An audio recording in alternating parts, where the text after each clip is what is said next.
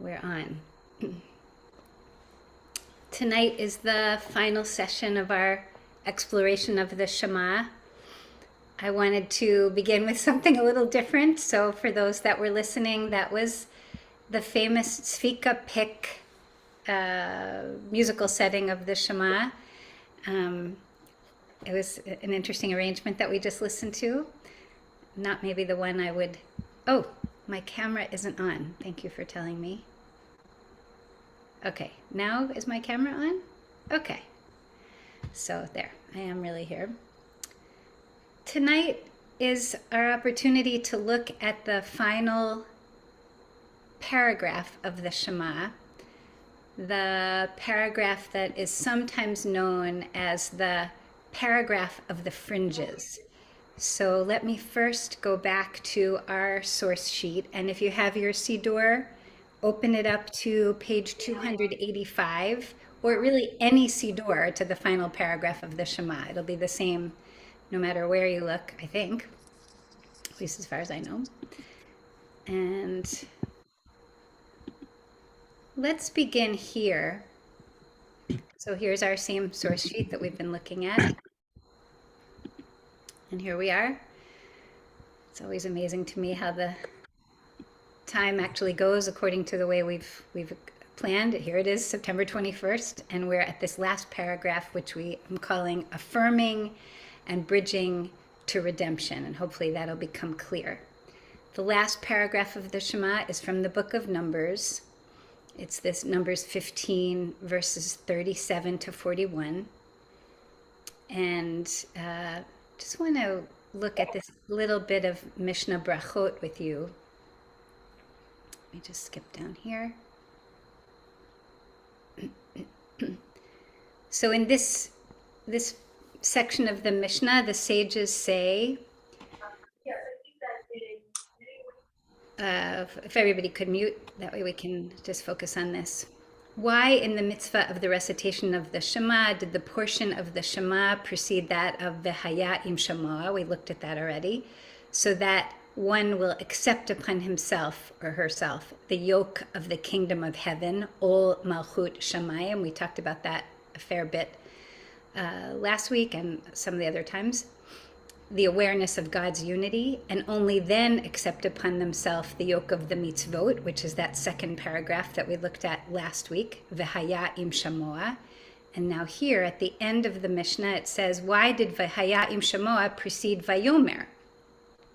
In other words, the sages are saying, why is it laid out in this way? Just like we might say, why in this particular combination? And the answer that the Mishnah gives is that the paragraph of Vayomer, it's just called Vayomer because that's the first word of the paragraph, is recited last because it's recited only during the day. And why is that?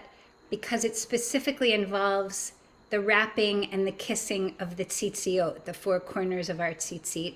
And as we mentioned this earlier in the sessions, the custom in Jewish tradition is to wear a talit in the morning, but not in the evening. The mitzvah of the talit is it's a morning requirement, not an evening requirement. So we have to pretend now that it's morning and pretend that we have our talitot on. And we've gone through that ritual of wrapping the four corners of the talit, the tzitziot, around the left forefinger. We talked about that earlier. We do that in those last verses that lead up to the actual Shema Yisrael itself. And now here we are at the end, and we're still holding on to the tzitziot. Because here in this final paragraph is where there's a little bit of ritual that you do with the tzitziot. So just look with me. Again, if you're in the Kol HaNeshama Shabbat V'Chagim, you'll be on page 285. And I want to just start with you on the third line. I'm skipping down to the third line for tonight. The line that begins, V'haya lachem letzitzit. So it's the third line on page 285, right in the middle of the line. The text says, V'haya lachem letzitzit. And the custom is that each time we come to the word tzitzit, we kiss the tzitziot. So it's saying, here are your tzitzit. And then uritem oto, and you now have to see them. First of 3 verbs. Uzachartem et kol mitzvot Adonai, and when you see them, you then take note or remember all of the mitzvot that God has commanded, all of those commandments. And the 3rd verb, va'asitem otam. So you see them, you see the tzitzit. By seeing the tzitzit, you remember the mitzvot. And in remembering the mitzvot, you become, again, hopefully, inspired not to just to remember the mitzvot, but to do them. Va'asitem otam. V'lo taturu acharei levavchem. You won't get distracted by the wanderings of your consciousness. Ve'acharei einechem. The things that your eye might be drawn to, like we all are distracted by all the interesting things floating by. Asher atem zonim achareihem, which actually may be things that are not really good for you to get lost in. And then the text quickly brings us from the affirmation of the mitzvot, which we've just done, to the gift of freedom, the memory of freedom and the gift of freedom. Lema'an tizkaru va'asitem et kol mitzvotai, in order that you will remember and do all of my mitzvot, v'item kedoshim, and be sanctified by this commitment to this mindful living. And then the final line and a half. Ani Adonai Elohechem, I am your God, asher hotzeti etchem me'eretz Mitzrayim. I am the one that took you out from Egypt. That's how God identifies God's self for us at the end of this passage. And in terms of the layout of the Siddur, it's most definitely a cue, because the very next part of the Siddur is the redemption song. So we're going to go now from Revelation, which is the kind of headline of the Shema, the revelation of Torah, into redemption, the song of freedom. Okay, so that was just a quick overview of what's going on here in this last paragraph.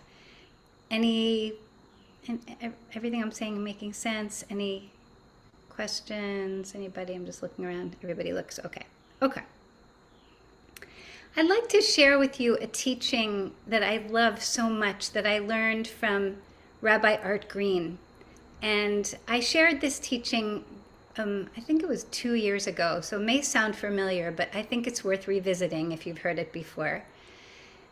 I'm going to put it on screen in front of us in a minute, but I love it so much because I think it's a beautiful way of understanding this 3-pronged injunction, this 3-verb instruction about living a life of mitzvah, which is to say living a life of mindfulness, being aware and being tuned in, which is the whole point of prayer, to bring us back again, because I don't know about you, but I get distracted all the time.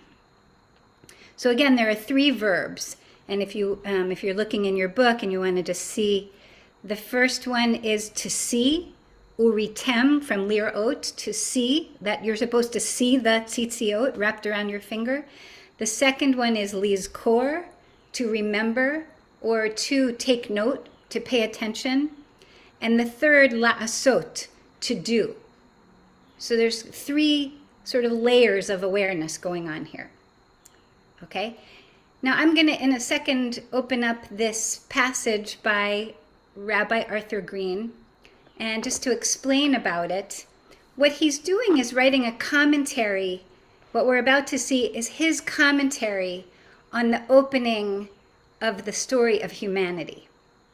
He's commenting in his writing about the moment when Adam and Eve have realized that they may have stepped in it and they probably are about to get in trouble, and they think they can hide.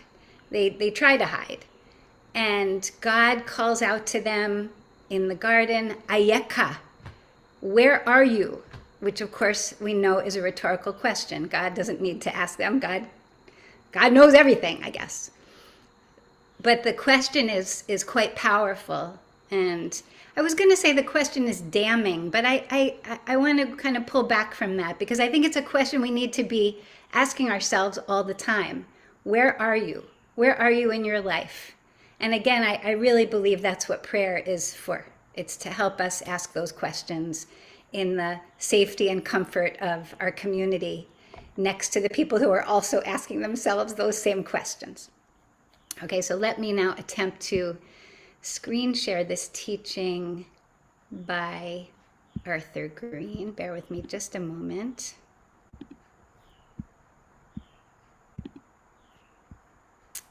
Okay, hold on, I've got it.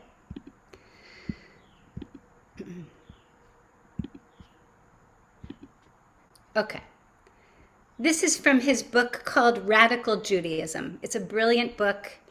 It's not a long book, so if you're looking for something wonderful to read that unpacks Jewish theology in a way that's rich and accessible, I can't recommend it strongly enough. Rachel, there's some black boxes covering it. I don't know if you can see that. Does that help any? No. I mean, it starts with, we can, from my screen, I can see it starting with the word survive. Yes, that's all. That's yes. Okay. I don't need you to. Yeah, there's much more to it. We don't have time to go through the entire thing tonight. But so I wanted to start here where it says, "We children of Adam are addressed with the word the God of Genesis uses to call out to the first human, Ayeka, where are you?" That indwelling one is how Art Green refers to God here, asks this of each of us, of every human embodiment of its own single self. This question means, where are you in helping me to carry this project of creation forward? Are you extending my godly work in self-manifestation, participating as you should in the ongoing evolutionary process, the eternal reaching toward knowing and fulfilling the one that is all of life's goal? That is why you are here, tumbling and stumbling forward from one generation to the next. What are you going to do about it? Okay, and he now takes his question, the Torah's question, Ayeka, and breaks it into 3 parts.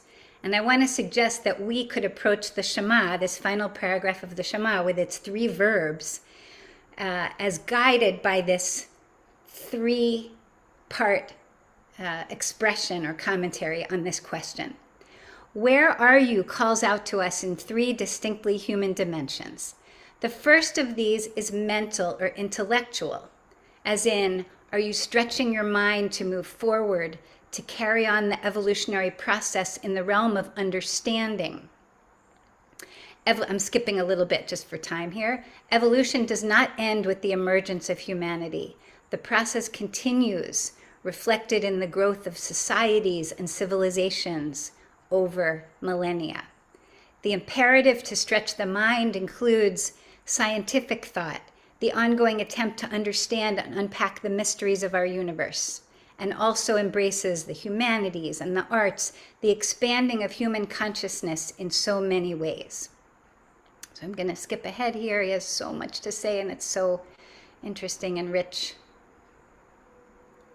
But just to skip to the end of this, so the first version or the first verb, where are you, has to do with our minds. Are we stretching ourselves intellectually to the fullest to try to know that godly presence? Okay, the second way in which this where are you calls out to us involves a stretching of the human heart to become more open, more aware. Art Green says, if you believe as I do that the presence of God is everywhere, our chief task is that of becoming aware.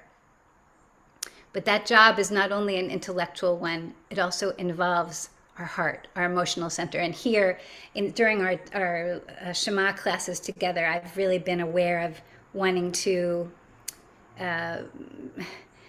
stay attuned to the biblical understanding of lev, heart, which is more like consciousness. But here, in this case, Art Green is in fact breaking them apart, heart and mind. Where are you demands of us a greater openness to our own vulnerability, and dependence on forces beyond ourselves that our frail ego is willing to accept. I'm going to skip down again just for time here. Only as we face this challenge do we begin to let go of that which separates us from the totality of being, or the all-embracing presence of the One. The spiritual work that each of us has to do consists primarily of letting go, of allowing that presence to enter our consciousness and transform us. Where are you? Are you stretching your heart to open as widely as it can? Excuse me.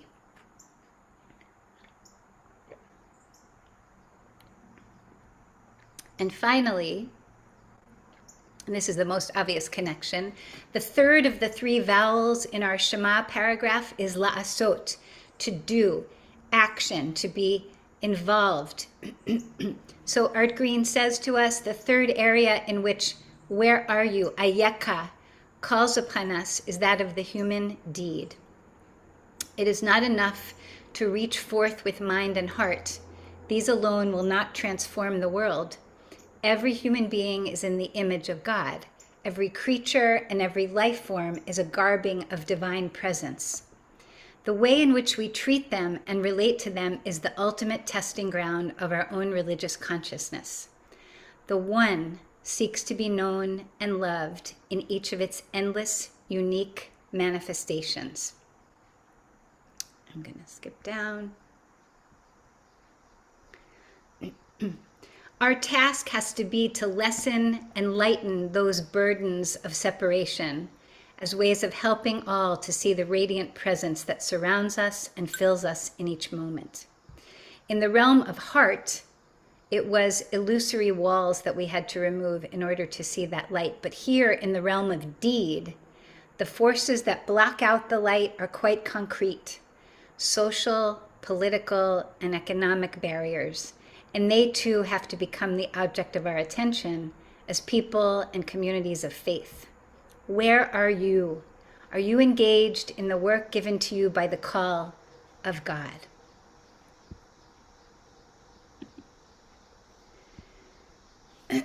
Excuse me. I believe that the simple language in front of us and the ritual we have of kissing the tzitzit is just an outer shell. It's something that we have to come to seeking for what the bigger questions are inside of it. And we have to do that especially because the Shema, because we recite it every morning, no matter whether it's, Tuesday morning or Rosh Hashanah or Shabbat or whatever day of the week it is, it's easy for it to become rote. And we don't want that to happen. We want to keep deepening the questions that we hear it asking of us. And I hear in Art Green's interpretation, of course, he didn't write it about the Shema. That's me taking it and saying, I think that's, you can see it here in these three layers, is one of the things we can keep in mind as we look at this ancient text and try to be open to what it's pushing us to become. To live a life of mitzvah and to connect ourselves every morning to that memory of freedom, to this God that says its main task in the history of our people has been to take us out from the bonds of slavery, to help us, to give us the space to begin to discover what we're here to do, which of course we can't do as slaves. So let me just pause there and see if there are any comments, questions, thoughts, anything at all. Go ahead, Larry. Yeah, I mean, what really strikes me about this particular paragraph is its placement in numbers. So it's right after the scouts, 10 of the scouts said, oh, we're grasshoppers in the eyes of these giants, Right. and they kvetched. And, so the deep question for me is, what is the faith that they lack, that we seek? And I think the way you're really moving it into the depths of what faith might be, and I just really appreciate that. And for me, seeing it in the context of, here you are at the brink of something in your life, And it takes a lot of courage to move forward. And it takes faith to move forward. And I think the way you frame faith is helpful for me. Good. I'm glad. I mean, I need my community to try to understand these questions myself. I want to point out one thing, just apropos of Larry, what you were saying about the context in the Torah for this paragraph, which is, as Larry's saying, it's the maftir reading. It's the very end of Parashat Shalach Lecha, which is the part of the Torah that tells the story of the scouts, which is it's a terrible, it's one of the many terrible moments in the book of Numbers, where the children of Israel are indicted for their lack of faith, really harshly indicted. And I learned this teaching a few years ago that I love in this paragraph, which looks like a non sequitur. It's like, what? We've been talking about the scouts all along, and Caleb and Joshua, and now suddenly, tzitzit? Like, what is this? What are you talking about? You want to say to the editors of the Torah. But there's a little hint here that it's not by accident, and that's in this final paragraph.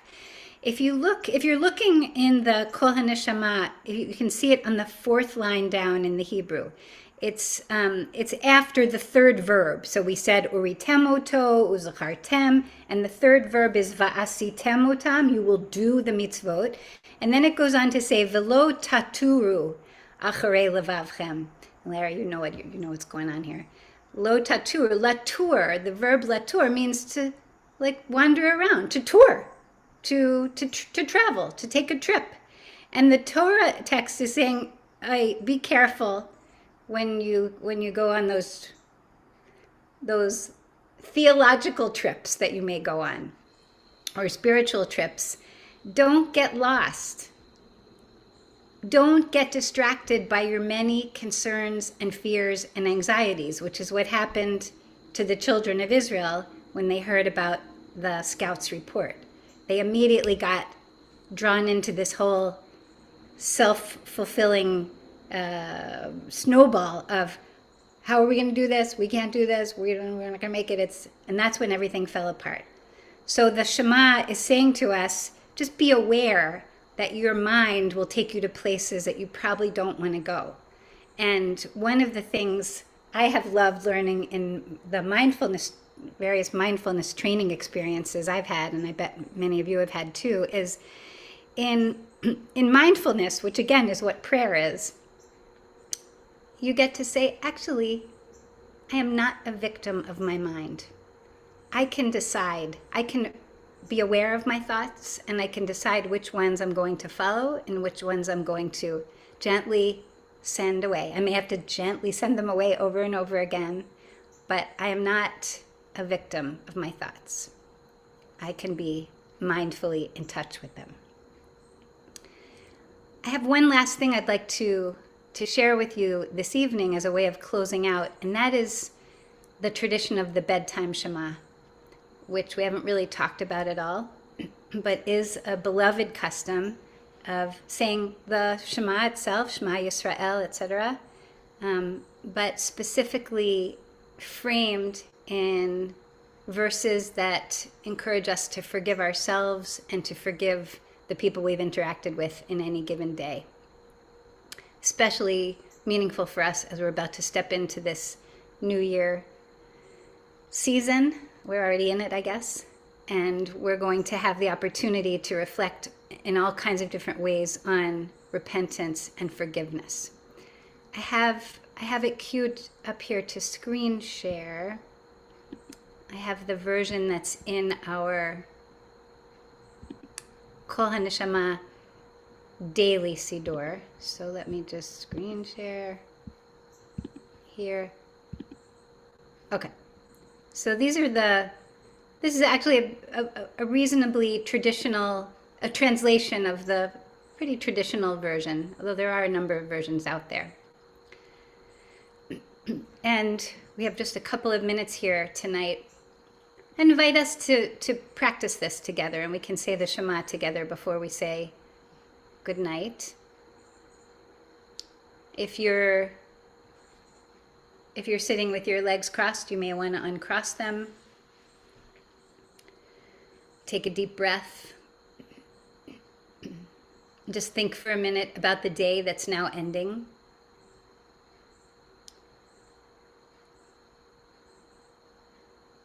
Think of the people that you've interacted with today, whether in person or through the magic of the internet. And you can say with me, the words are here in front of us. Behold, I now forgive whoever has provoked my anger or annoyance, whoever has done wrong to me, whether to my body or my spirit, or to my honor, or to all that may belong to me, whether willingly or inadvertently, or by design, whether by speech or deed. Let no one suffer punishment on my account. And I'm going to skip down now. There are more verses that speak directly about the moment of falling asleep, which we're not quite ready for at this hour. So let's say the Shema together. Shema Yisrael, Adonai Eloheinu, Adonai Echad, Le'olam Va'ed. Some people continue then with Ve'ahavta, with other passages that are often included in the evening Shema, but at least that's a taste of it for us to hold on to. It's been really a joy to go through these weeks together, and I hope that this exploration of the Shema leaves us with some good ingredients to take with us into our prayers for the new year and into the year beyond the New Year season. Everyone keep well, Shana Tova, and I hope to see you in Shul. I will make a plug for the morning services, Rosh Hashanah morning, both days, and Yom Kippur morning. We're starting at 9 a.m. And we have some wonderful things planned for, right first thing in the morning. So I hope you'll come. Don't feel like, it's just Matovu. Think, oh. The reason that we've scheduled things that way is because we need to finish in time to vacate the sanctuary to make space for our family services, which are going to be also in the sanctuary this year. So thanks for giving me the space to make that little PSA. I did say Arthur Green. Yes. I'll hang around here if anybody wants to chat for a few more minutes. Everyone keep well. Thank you, Rachel. Thank you, Rachel. Enjoyed the class. You're awesome.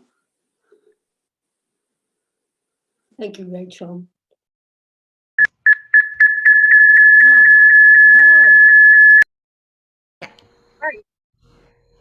Okay. Rachel, it's probably a conversation for another time, but I'm really interested in the choreography of Judaism, and I'm interested in the kissing that's tzitzit. We kiss the Torah, Yeah. Leah, and when it's in the processional, I know some people kiss their children's head. When you're blessing the challah, you're touching it. I'm just interested in all of those physical rituals and how long they've been around. Yeah.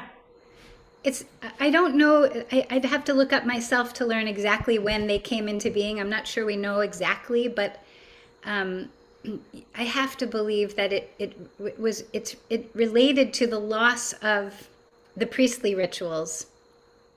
And when you've got this group of, like these creative entrepreneurs in the first centuries of the Common Era who are trying to invent something new, and they're thinking, well, what are we going to do here? Because we don't have the mizbeach, we can't do any of that. So we have to come up with something else because we recognize, most of our folks are illiterate, so they're not going to be able to just open the the Siddur or the Chumash. There wasn't even such a thing at that time. We have to create some physical something that people can do. And what could be simpler and more accessible to everyone than a kiss? You don't have to go to school to learn how to do it. You know, babies know how to do it. The thing that as I'm sure you've explored too, Bob, the thing that's tricky is that, as people have asked me over the years, what's the fine line between idolatry and this ritual that we have of kissing the Sefer Torah and kissing our tzitziot and all of that? And somebody asked me that. In fact, we have a member of our congregation who's very learned who refuses to do that. When she comes to the Torah, she will not kiss it. Sorry.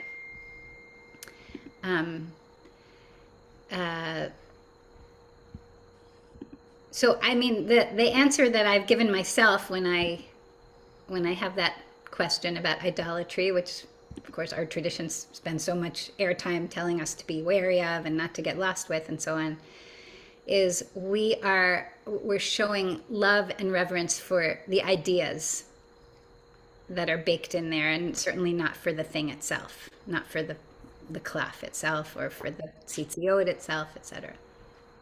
When I've had someone with me who's not Jewish at services, I've said that, you know, part of the reason we touch it is because we can, and because it belongs to each of us. It's not somewhere far away. It's not something specially holy that you can't approach. You know, it belongs to me, and I can touch it. Yes, it's beautiful. I have an intimate relationship with it. Yeah, it's funny. You're on my Zoom screen right now. My parents are sitting right above you, Bob, and I have a vivid memory of being a kid. I think I had gone to a church service. I must have gone with a friend, and I was really impressed with how everybody sat so politely during church, which was in contrast to my experience of synagogue, where there was just like constant chit chat going on at all times. And I remember, Mom, I don't know if you remember this, but I remember saying something to you about it, like, why can't people sit quietly? Like, what is it? And you gave such a wise answer, I thought. You said, you know, people in the Jewish community, people feel comfortable in shul. They feel like it's their home. They feel close to God, and they don't stand on ceremony. I thought that was a very nice reframe of, you know, Jewish people who can't keep their mouths shut for even a few minutes. I wanted to say one other thing about this kissing. I'm just curious, of the people in the room here with us, were you taught to, when you have an aliyah, were you taught to kiss the Torah and then say the aliyah, or were you taught to touch the Torah and bring it to your lips? Which way? Touch the Torah and then And bring it to your lips. Anybody else? Can't say that I was ever taught anything like that because women didn't do that sort of. Yes. Well, I'm pretty sure that I was taught that you touch the Torah with your talit and you bring it to your lips. But I believe that the authentic ritual is the opposite. I believe that you kiss your talit and bring that kiss to the Torah. Ooh. Because I think it started as a tradition where people would actually bend over and kiss the Torah itself physically. And somebody said, all right, that is a little bit much. Not sanitary, not good for the cloth, the skin of the scroll itself. So let's come up with something else. I believe that, I mean, the world will not stop spinning on its axis if we never figure out the answer one way or another. But I was curious. Rachel, thank you so much. The whole series has been so enriching to learn something about, you know, it's like the simplest. I know it's the most complicated and it's the simplest. But thank you so much for bringing so much richness. Oh, my real joy for me, and thank you for joining in. I think we have to show up together that's what makes the learning happen. So, okay. That must mean something. Okay. Good night. Lila Tov, everyone. Thank you so much.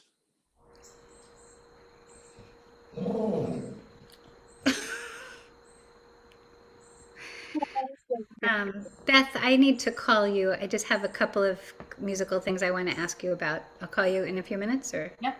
That's Okay. fine, or we could Okay. stay here, whatever. Let me call you after. Yeah. Oh, Sounds, actually, maybe could you stay on for a yeah. minute? Okay. Yeah. And Lori, oh, there she I'm goes. trying, I'm somehow logged in twice. Yes. I want to get rid of the second one of me. Okay. But, I'm glad that you came in.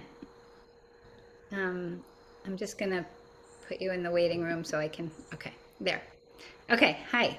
Hi. How are you feeling? I'm getting there, definitely getting there. Like today, I didn't feel like I had to take a nap, That's which is really good. Yeah, It's really, really good. yeah. You're feeling fine? Yeah. Once the world stops spinning, it's a whole other joyous thing. Like just waking up in the morning and getting up and going, oh, everything is where it's supposed to be. Nothing is spinning in circles. I mean, I You have, right, literally spinning. oh, literally the world spins. It's not my favorite activity. Mm, mm, mm. Well, So I'm glad that it seems to have. on my list is to find out from an ENT why this keeps happening. I mean, it hasn't happened a lot, but why it's happening and Mm, figure out prevention. But yes. we were able to come up with some stuff on the internet that was extremely helpful. Oh, good, So yeah, good, feeling much better. good. I'm really glad. Um, I have a couple of musical things I want to ask you about. Mhm. So, number one, are you and Jordy planning to come on Erev Rosh Hashanah? We don't traditionally come on Erev Rosh Hashanah. We usually have Okay. a like either some combination of dinner plans and prepping for Monday's lunch. Right, right, right. If Understood. Okay, if you not a big need, deal. okay, because I was gonna say if you need me, let me know and I'll. No, I was going to say if you're coming, we're planning to sing Achat Sha'alti at the Uh, beginning, and it would be lovely. I would have you come up and we could do it together. But it's not certainly not worth coming just for that. And it's a short service. It's like not a big deal. Okay. Um, I sort of am vaguely aware of the things that are being done for Psalm 15, but I haven't really paid attention. that's Um, and you don't, do you want me to sing? I'd love for you to sing. I don't, I'm feeling a lot of pressure about trying to do all the prep that needs to happen because of having COVID. I sort of lost some time. So if you already have rehearsal times figured out with everyone, I don't have rehearsal times figured out. I emailed everybody. I all of a sudden put two and two together and realized Vassar Family Weekend is the weekend between Rosh Hashanah and Yom Kippur, which otherwise might be another time that I could get this group of people together to right, practice. And I totally forgot I was going to be out of town because I just didn't. My brain right, wasn't. right, right. So I haven't actually figured out a time. I emailed everybody today and said, or yesterday and said, tell me when you're available. And I haven't even, I had a number of client emergencies and I haven't even had a chance to look to see what would be a good time. Okay. But I am fine to organize a time and have people sing and not have you sing if it adds to your list. You've got a long enough list. Yeah, I think it's better if, I mean, you've got a Totally nice fine. group there. I would love to join it, but I think it's too much right now.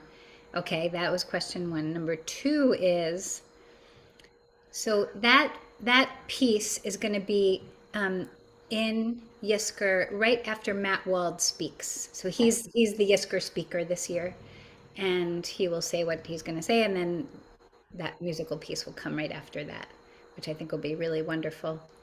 Um, right before, okay, I have to check this. I'm saying this, but I'm not even sure it's right. Hang on just a sec.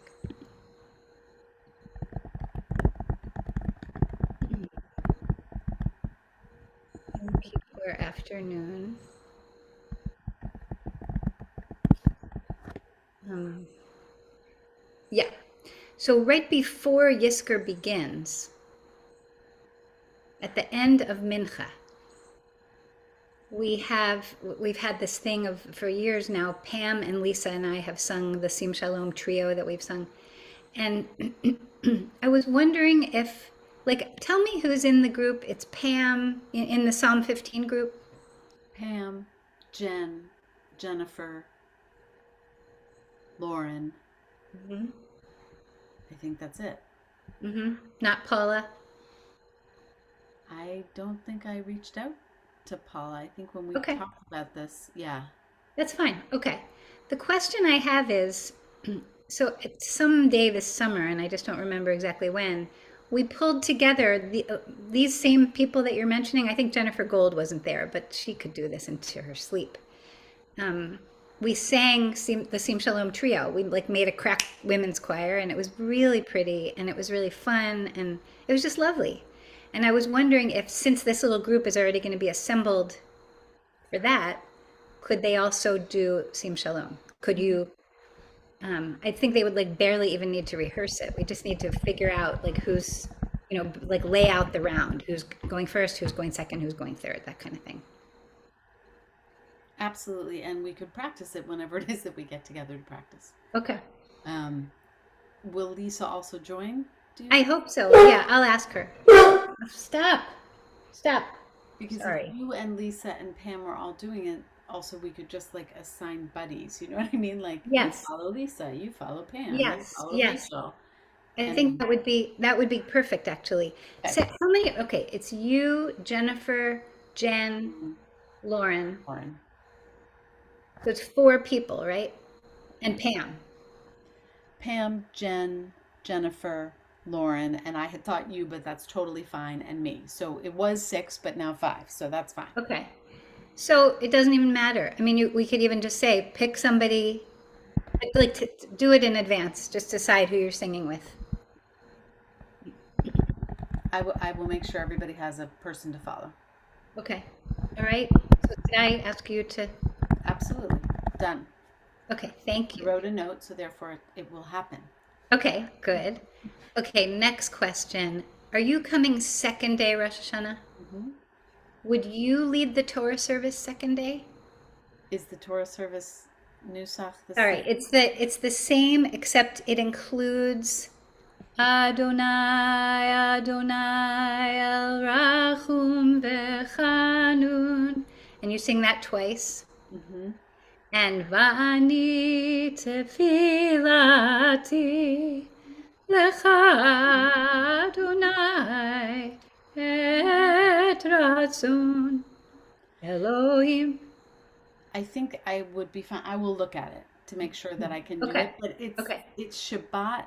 Otherwise, it's like regular Shabbat Torah service Yes, with that Adonai addition. correct. Adonai, Adonai, and Va'ani tefilati. Mm-hmm. Yeah. Cheryl is going to lead some of the morning service that day, and she's also going to lead Avinu Malkeinu. Jeff is going to lead the Torah service on the first day. Yeah, I think that's it. So I was just looking for another place where I could bring you in. Okay. Yes. Okay, one more thing. I have I've asked Jeff and Cheryl and Michael to play 2 things on Rosh Hashanah day 1, like this coming Monday. Mm-hmm. One of them is Va'ani Tefilati that we did, recently. And the other is My Oseh Shalom. Mm-hmm. If we had even 5 minutes to rehearse together, I would say, can you please join us? I think if you want to, you should join us on Va'ani Tefilati. Okay. If you want to. That's going to be the opening thing of Monday morning, which is why I'm like trying to push people to come on time, because we have something very beautiful to share, I think. Anyway, I think for the Oseh Shalom, I mean, unless you want to just come up just to sing Oseh Shalom Bimromav. It's just at this point, it's just too hard to keep track of. Okay? So I feel sensitive because I feel like we're a team and we do everything together, and I don't want to. Okay. All good. I either will just come up and do Va'ani Tefilati, or I won't come up for that. I mean, I don't know whether I'm just thinking, like, if I'm sitting there and I'm watching, will it be distracting to people if I step down? Or No. I can't imagine. No. So then we'll do that. Okay, so you'll come up for Va'ani. Great. Okay? And then Torah service second day, and then, oh, right, I'm sorry, Beth. The other thing I just wanted to like acknowledge is Kol Nidre night, I've got Cheryl, Jeff. I guess Cheryl and Jeff's in terms of singing. The vidui part of Kol Nidre, which is the like Adon HaSlichot that we're doing for Slichot, and a few other things that you know. But again, I don't even have time to. Okay, so I'm not like I didn't forget you. I just can't figure. I can't get everybody where I need them to be. Okay, so Yes, absolutely. okay, Absolutely, not a worry. okay. Thank you very much. Sure, of course. All right, keep well. You too. And No keep, more spinning around. yeah, and keep taking care of yourself so that even if you don't feel like you have to have a nap, I don't know, maybe you lie down anyway. Yes. Okay. All right. I'll see you soon. Yeah. Okay. Lila Tov. I would love.